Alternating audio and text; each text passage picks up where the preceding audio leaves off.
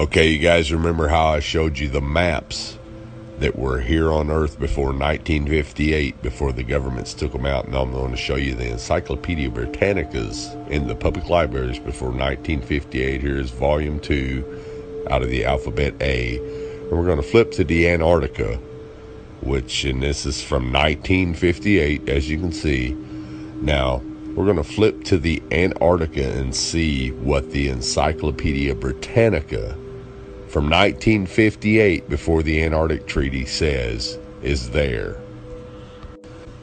Now, you won't find this in the new encyclopedias because the government's banned them. But what I want you to notice right here is, notice how it says the flights proved inland areas to be featureless in character, with a dome 13,000 feet high at about latitude 80 degrees south, longitude 90 degrees east.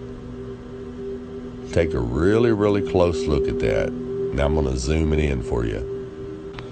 When they returned to New Zealand, these flights proved the inland areas to be featureless in character, with a dome 13,000 feet high at about latitude 80 degrees south, longitude 90 degrees east. Now, if this doesn't make sense to you, let me show you with an image of what a flat earth map would look like. Now, this is what a latitude 80 degrees south would look like on a flat earth map. As you can see, the dome comes down closer to you over the wall, which will be about 13,000 feet. Now, if you go back out into the center of the earth, or up the North Pole, and try to go up to the firmament with a little bit of calculation, it's going to show that it's about 385,500 feet away. It's really simple, folks. Now, if you're not familiar with any of this at all, and you're just now new to all this, you could say, well, this guy is crazy. He doesn't know what he's talking about. But what you got to ask yourself is, why do all the maps before 1958 show a flat earth with the ice wall around it and a firmament, a dome? And why does the encyclopedia tell you that there's a dome there, and it gives you the exact height at a certain latitude and longitude?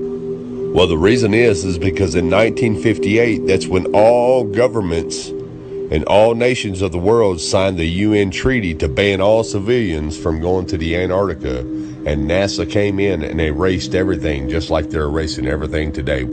So again, ask yourself, if all this existed before 1958, why doesn't it exist now? How come it all of a sudden was erased and just disappeared out of your history books, out of your encyclopedias, out of your libraries? Wake up, people. Wake up.